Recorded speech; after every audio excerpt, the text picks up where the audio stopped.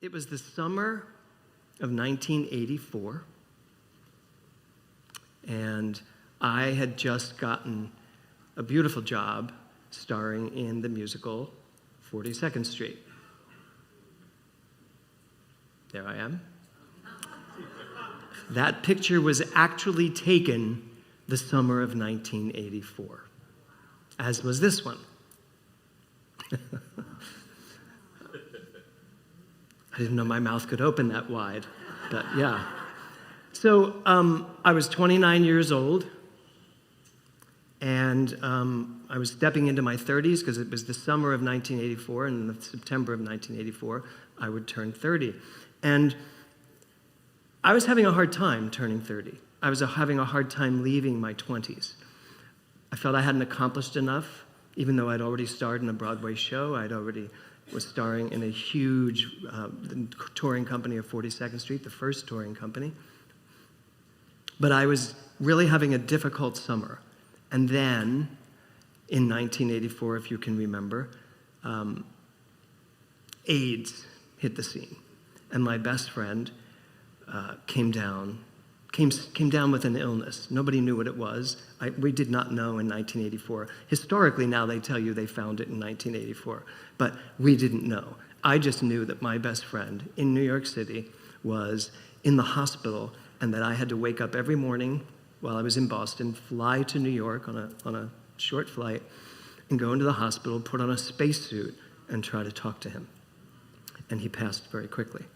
So that was the summer of 1984. And so my answer to that, going through this summer of shifting ground and my life turning around and the whole world seeming to change right before my very eyes, and yet every single night, Tuesday, 2 times on Wednesday, Thursday, Friday, twice on Saturday, and once on Sunday, I had to go out and stand there and smile at the world and tap dance and sing and bring joy to people's lives. Even as all of this was the undercurrent of my life, was that everything was shifting. Because I was going to turn 30. Oh my God. Now as I face 70, it seems so silly.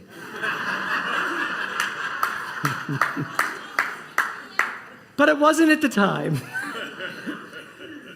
And, as all of this was going on, I thought, what can I do? What can I do to alleviate my pain, alleviate what I'm going through? So I did the only thing that a red-blooded musical theater gay man would do. I wrote a musical because that seemed like the next thing to do. Gilmore? So I wrote a musical called The Dreamer and the Runner. And in 1986, when I left 42nd Street, it got produced in San Francisco. And it was the story, it was based on the story of my friend Jason dying way too soon. And it was certainly based on the idea of the AIDS crisis causing the gay community to seem like they had done something wrong. And so it was my answer to that. But just as it's getting produced, I changed the character's name I changed the male character to a female and posed it as a straight musical because the producer didn't want to produce it as a gay musical. We hadn't had one yet, not really. And so I did. So in San Francisco, we did this musical called The Dreamer and the Runner, and the very talented, amazing Broadway actress, 2-time Tony nominee, 1-time Tony winner. She's about to star in Devil Wears Prada on Broadway as Meryl Streep's role, Beth Level. She and I went to San Francisco and starred in this musical together. But then there was this great producer named Saint Suber who had produced all of Neil Simon's plays, Kiss Me Kate on Broadway. He had come to see the show, and he invited me out to his home in San Francisco. And as I sat down, he said, "You know your musical's a lie, right?" I said, "What do you mean?" He goes, "That should be 2 men." He said, "So if you think you're fooling anybody, you're not." And the producer was sitting right there too, and I wanted to go, "It's his fault." And so I changed it back, and I rewrote it. And the producer dropped the project, but another producer picked it up. So in 1991, off-Broadway, the musical opened by a new title called An Unfinished Song. And it really was about a young man who was a lawyer, who couldn't deal with him being gay, and because he was living with his lover, everybody would think that about him. And so he decides to take a job in Chicago, and the two of them separate. But then his lover comes down with cancer, a rare form of cancer. But back then, you didn't have cancer if you were a gay man. If you were sick, you had AIDS. That's what it looked like, and you could never prove that you weren't. Blood tests wouldn't prove it. Everyone. If you were a gay man in New York City and you were sick, you had AIDS. That's how it was looked upon. So they come together at the end of the musical, and he's trying to come back into his life, but he already knows he's dying, and they never get together. It's a real cheerful musical. But it really did underscore my whole life. It brought me out of that period of feeling like my world was falling apart into an understanding that my world was actually mine to create and choose. And I started writing, so I wrote that musical. We're off Broadway, we're doing the show, and we're in previews, and I'm watching the show, and there was a moment in the show, Kevin was the understudy in that show, and Beth Level came back to play the other character. So I still got my favorite actors in there. But I'm watching the show, and Beth is singing this gorgeous song, As I Say Goodbye, one of my favorite tunes I've ever written. And I'm sitting in the audience going, wrong song, wrong character. She shouldn't be singing at this point. Kevin's character should be singing. So I went home and wrote Keeping Score with Myself. And as I wrote it, it poured out of me all the things I was feeling about myself. I don't know what I'm saying, but I say it anyway. And I have conviction about it. I don't know what I'm doing, but I do it anyway. I've become someone else's design instead of my own, because this is who I'm supposed to be. Interestingly enough, the new musical we're writing right now is about a young 19-year-old who's arguing with her parents that I'm going to be what I want to be, not what you all think I should be. There's a theme. So I write the song, Keeping Score with Myself. Funny story, the show opened off Broadway, very modest failure. Big hit in San Francisco as a straight musical, and they were not ready for me in New York at that time. Although some reviews, we've gone back and read some of them now just recently, and I'm like, wow, what a great review. I don't remember that one. Saying you're ahead of your time. We then went to Maine, fixed it, they put a lot more money into it, and we came out to Los Angeles. And as we're flying out to Los Angeles, on the plane, I decide to rewrite a couple lyrics in Keeping Score. I don't tell him, who's about to sing them, but I rewrite them. So we're at the theater, and I was like, oh my God, I wrote new lyrics for the first preview. I was like, try these lyrics tonight. And the lyric was something like... You can't say it out loud. No, I can say it out loud. Well, it is goddamn, but he says, I feel like some goddamn little chicken fool who's scared of living. And so poor Kevin, because A, he's such a consummate actor, and because I was the director and the writer and the producer, he said, all right, I'll do it. So I'm sitting in the dressing room, and he's on stage, and he starts to sing this lyric about some goddamn little chicken fool, and the words got screwed up, and the other actor turned to me and said, what did he just sing? Did he just sing something about a chicken? And then Kevin came backstage, horrified and angry, because those lyrics will never see the light of day again. And so these are the actual original lyrics of the song. But the song, for me, really did start my journey of designing my own life.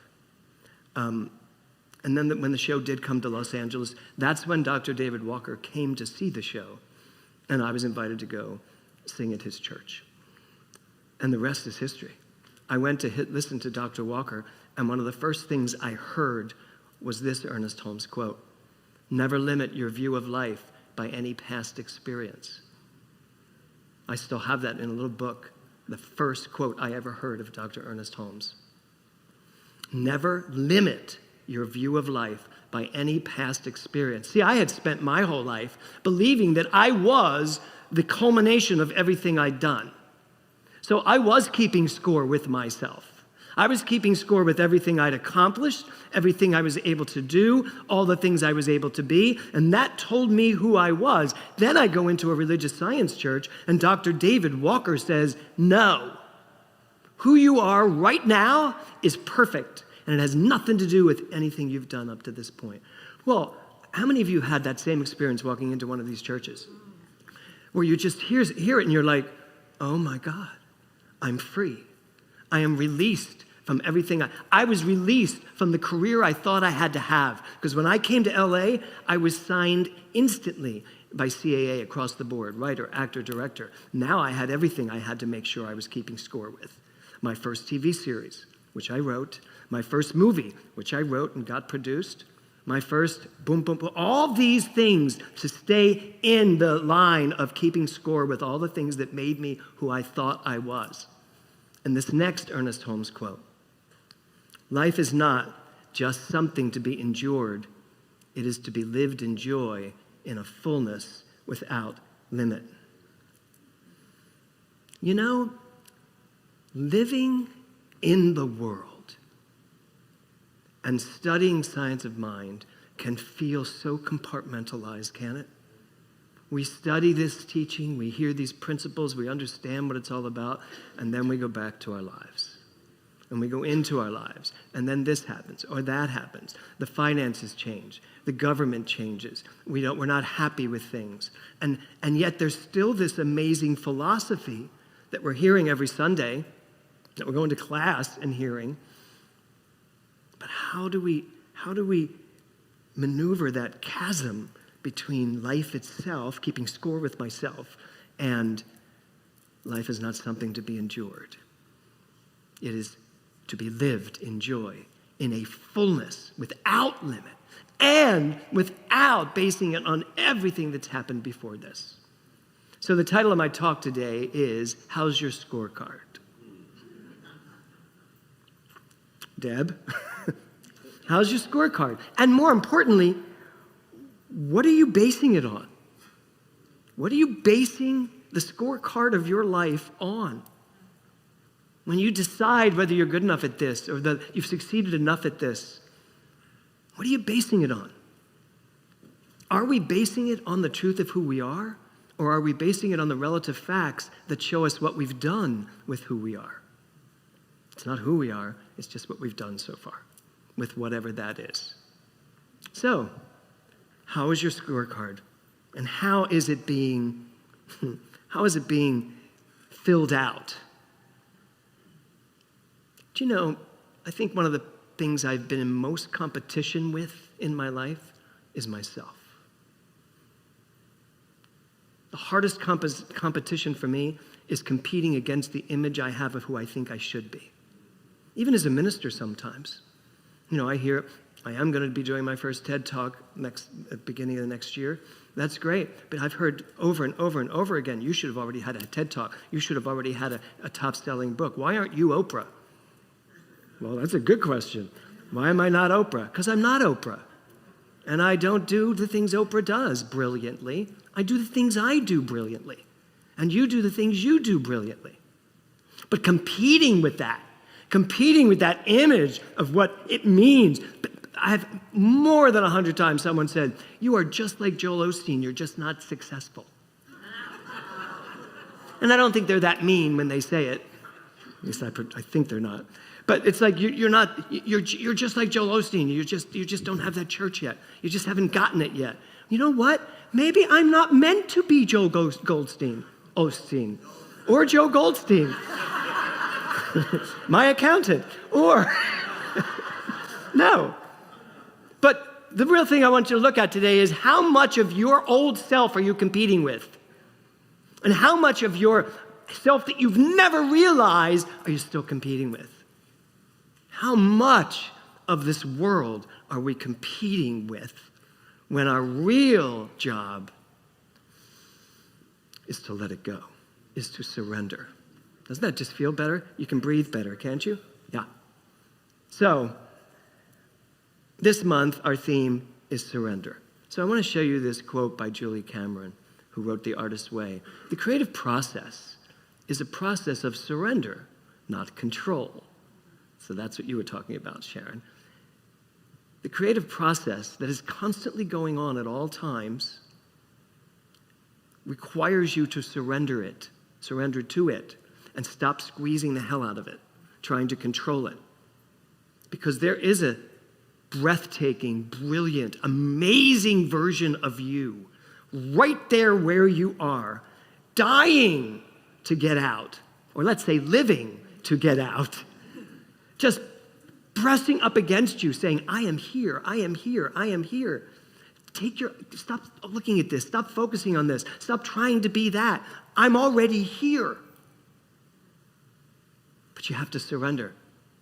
You have to be willing to let go enough to hear, to really hear what the universe wants you to hear, what your life, what your truth wants you to hear. You know, keeping score is all about control. If I'm filling in the blanks, and you know, when people say to me, what's your 5-year plan? You know what my answer is when they say, what's your 5-year plan? To be alive.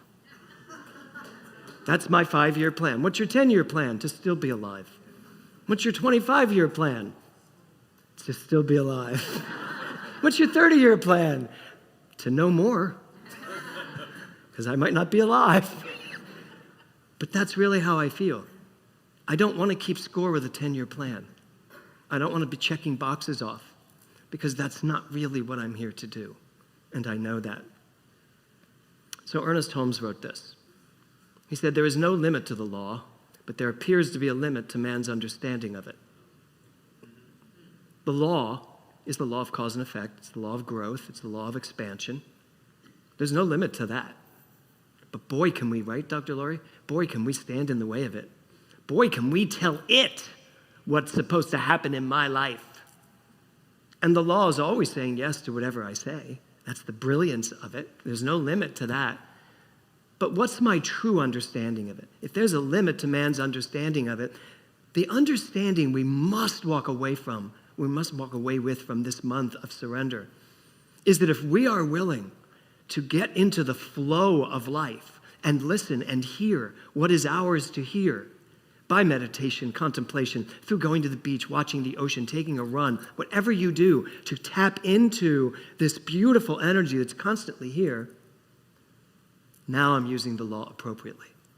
Because when I get to that moment and I remember who I am, then when I state what it is I want or what I choose to do with my life, the universe just galvanizes around that idea. But if I am going to start telling myself, I have to be this because of, and because this is what I planned, and I'm stringent, and I strangle it, no, then I've lost the whole concept of surrender. So what I've decided is that I'm okay with keeping my scorecard. But there's only one thing I want to keep score of. And that's the answer to this next question.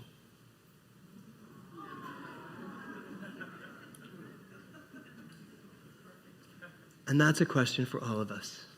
Even you, Maya, that's a question for you. I bet your answer is great. How happy are you? I'll keep score with that. Am I happy? Am I living the life I want to live? Am I surrounding myself with the people I want to surround myself with? Am I on a journey that feels good, fulfilling? You know, last night, I went over to Reverend Sharon and Pat's house to celebrate Pat's 80th birthday, which was yesterday. You can all applaud. And it was just the four of us, and they have another friend of theirs that were with them, so we're five of us, how funny. And I was sitting there eating, and I just thought to myself, I love where I am. I love why I'm here. I love the people I'm with. I'm happy. Now I'm keeping score. I'm happy. So I think this month of surrender really is about surrendering to our happiness. Are we willing to surrender to being happy? And that really means if you're not happy, something must be done mentally. You can't change the people around you to make you happy. How many of you have tried that? How many of you have succeeded at it? Really? Very good answer, yes. Very good answer. You cannot cannot change you cannot change what's going on. You can't change the relative facts, but you can change your relationship to them. And sometimes your relationship to the relative facts is, bye-bye. I'm done with the relative facts. I'm done with living my life based on what I've done before. I'm actually right here, fully capable of starting from this magnificent place of perfection. So there's your question to take for the rest of this month and maybe the rest of your life. How happy am I? Am I happy? And if you are not happy, know that you are the only one that can change that. You are the only one that can change that. I have friends who were really unhappy living in this country. And they came to me for counseling, and I talked them through it, and now they live in Portugal. And they are so happy. I wouldn't be happy, I don't think, living in another country. But they are. They answered the question.